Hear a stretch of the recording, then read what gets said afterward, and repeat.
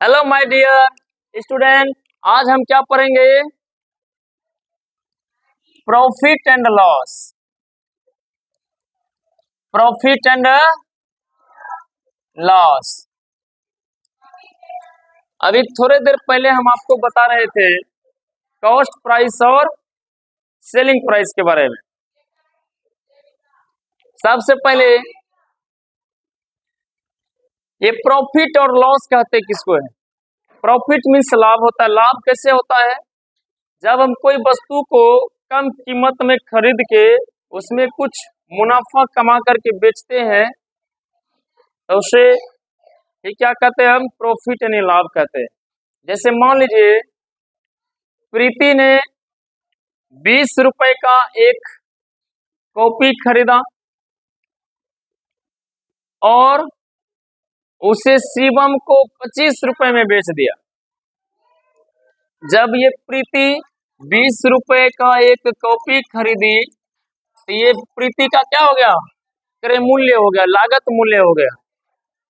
फिर इसी को शिवम को जब उसने 25 रुपए में बेची तब इसमें इनको 5 रुपए का मुनाफा हो गया, यानी कि प्रॉफिट हो गया। तो प्रॉफिट कैसे निकालेंगे? विक्रय मूल्य में क्रय मूल्य को माइनस करेंगे, यानी सेलिंग प्राइस में कॉस्ट प्राइस को माइनस कर देंगे। जो नंबर क्रिएट होगा या जो आएगा वो क्या कराएगा? मेरा प्रॉफिट कहलाएगा। अब यहाँ पे देखिए प्रीति ने 25 रुपए में बेचा है और 20 रुपए में खरीदा था। इसे कितने रुपए का प्रॉफिट हुआ, लाभ हुआ? 5 रुपए का, है ना।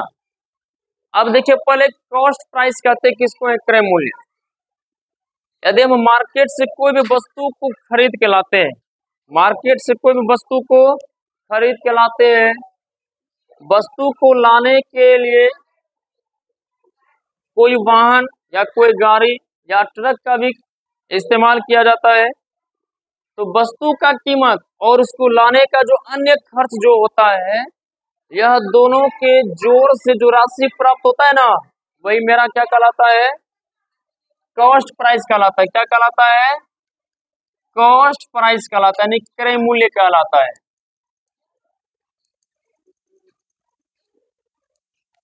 मतलब किसी वस्तु का लागत मूल्य प्लस अन्य खर्च, किसी वस्तु का लागत मूल्य प्लस अन्य खर्च का योग क्या कहलाता है? हमारा क्रय मूल्य कहलाता है। और विक्रय मूल्य किसको कहते हैं?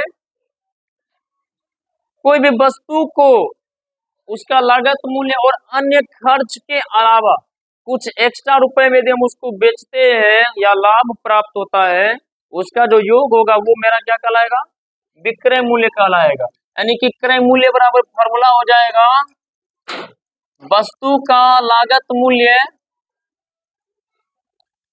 प्लस अन्य खर्च। वस्तु का लागत मूल्य प्लस अन्य खर्च, यानी एक्स्ट्रा जो एक्सपेंस होगा वो और उसका जो प्राइस होता है वो दोनों मिल करके जो इसका पेमेंट बनेगा वही क्या कहलाएगा? मेरा जो प्राइस बनेगा वही मेरा कॉस्ट प्राइस कहलाएगा।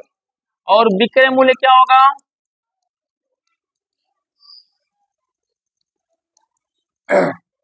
क्रय मूल्य प्लस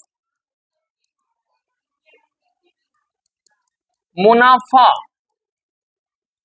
क्रय मूल्य प्लस मुनाफा मेरा क्या कहलाएगा? विक्रय मूल्य कहलाएगा, है ना।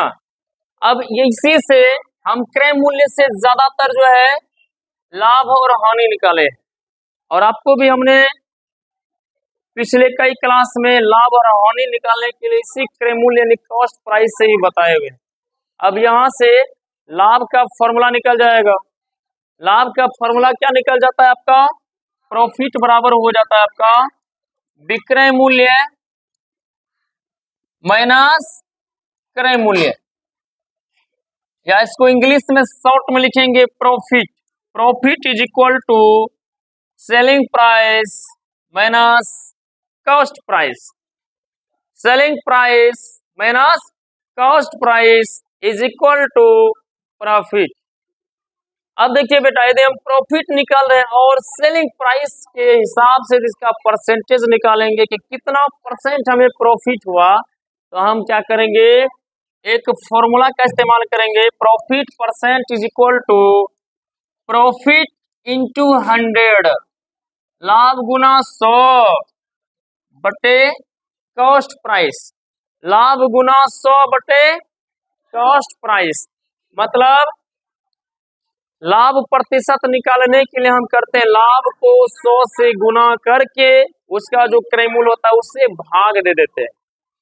लाभ को 100 से गुना करके उसका जो लागत मूल्य और जो अन्य खर्च है उसका योग से भाग दे देते हैं।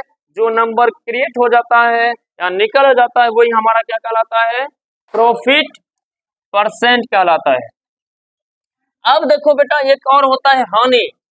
कुछ कुछ नादान बालक होता है, बच्चा होता है, जैसे देखिए किसी के पापा दुकान पर है, वह सामान में मुनाफा लगा करके बेचता है, और कुछ जब किसी दिन उनके पैसे से ले रहते हैं, कोई बच्चा बैठ गया, जैसे प्रीति अपने दुकान पर बैठ गई, अब इसकी एक सहेली आई, जैसे दादा आ गई, इसकी सहेली दुकान पे, जो ठंडा का बोतल इसके पापा 30 रुपए में 25 रुपए में बेचते हैं, या उसको क्या बोली कि तुम ला 10 रुपए, हम तुमको 10 रुपया में दे देंगे, है ना। तो ये 10 रुपए में जो उसको बेच देगी, तो उसमें 20 रुपए का क्या हो जाएगा, नुकसान हो जाएगा।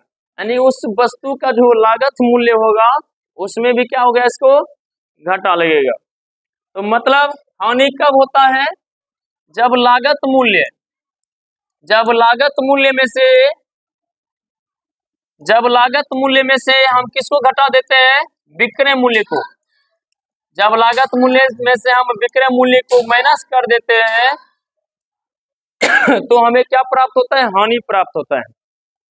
मतलब कम रुपए में बेच के अधिक रुपए में कमाए हैं, है ना। कम रुपए में बेच अधिक रुपए में वस्तु को लाते हैं तो हमारा क्या कहलाता है, हानि कहलाता है।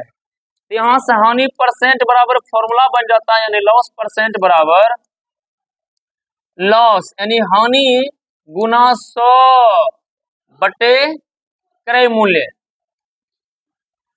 हानि गुना 100 बटे क्रय मूल्य। ऐसा नहीं लग रहा है सर जो आधा इंग्लिश और सर आधा हिंदी पढ़ा रहे हैं, नहीं रे, आधा इंग्लिश में लिखे आधा हिंदी में लिखे। देखिए दोनों चीज मिला जुला के पढ़ना चाहिए। अभी से हिंदी इंग्लिश दोनों मिला के वर्ड में पढ़ोगे तो भविष्य में अनोखा काम होगा, फिर आगे दिक्कत नहीं होने वाला है ना। आज ऐसे भी संडे है और संडे को कुछ स्पेशल पढ़ते हैं, वो आपका कॉम्पिटिटिव लेवल का जूनियर कॉम्पिटिटिव है, उसमें भी प्रॉफिट लॉस है, छोटा छोटा नंबर का डिविजिबिलिटी रूल के हिसाब से एलसीएम एचसीएफ है, टाइम एंड वर्क है, थोड़ा सा परसेंटेज है, थोड़ा सा साई है, सीआई है, उनका थोड़ा थोड़ा पेरीमीटर है, एरिया है, थोड़ा छोटा छोटा अलजेब्रा है, ननकू जैसा बच्चे जैसा, है ना। ये सब को थोड़े थोड़े लेकर पढ़ेंगे तो हिंदी इंग्लिश दोनों के साथ साथ चलेंगे। बाकी क्लास में आपका इंग्लिश में ही पढ़ाई होगा, हिंदी मीडियम में हिंदी में ही पढ़ाई होगा। अब देखिए यहां से 4 फॉर्मूला क्रिएट हुआ है, यहाँ से कितने फॉर्मूला क्रिएट हो गया, 4 फॉर्मूला। एक आपका क्रय मूल्य निकल गया, लागत मूल्य प्लस अन्य खर्च इज इक्वल टू क्रय मूल्य, और दूसरा निकल गया विक्रय मूल्य, क्रय मूल्य प्लस मुनाफा इज इक्वल टू विक्रय मूल्य यानी सेलिंग प्राइस। तीसरा निकल गया लाभ, profit equal to selling price minus cost price, मतलब विक्रय मूल्य माइनस क्रय मूल्य इज इक्वल टू लाभ। यानी लाभ बराबर हमने शॉर्ट में लिख दिए हैं P बराबर SP माइनस CP। उनके बाद लाभ परसेंट या profit percent is equal to एक और फॉर्मूला हो गया, लाभ गुना 100 प्रॉफिट गुना 100 बटे कॉस्ट प्राइस यानी क्रय मूल्य। एक और फॉर्मूला क्रिएट हुआ हानि नुकसान, क्रय मूल्य माइनस विक्रय मूल्य, क्रय मूल्य माइनस विक्रय मूल्य is equal to loss, LOSS, हानि। और हानि परसेंट बराबर हो गया आपका हानि गुना 100 बटे क्रय मूल्य। ठीक है, हानि गुना 100 बटे क्रय मूल्य। समझ में आया कुछ कुछ फॉर्मूला। अब इसी पे कुछ सवाल है, इसी पर आपका क्या जाता है सवाल। जैसे देखो, प्रीति ने 20 रुपए का वस्तु को 25 रुपए के रूप में शिवम को बेच दिया। तो यहाँ पर देखो इसने अच्छा काम किया, 5 रुपए अपने पापा को इनकम में ला के दिया।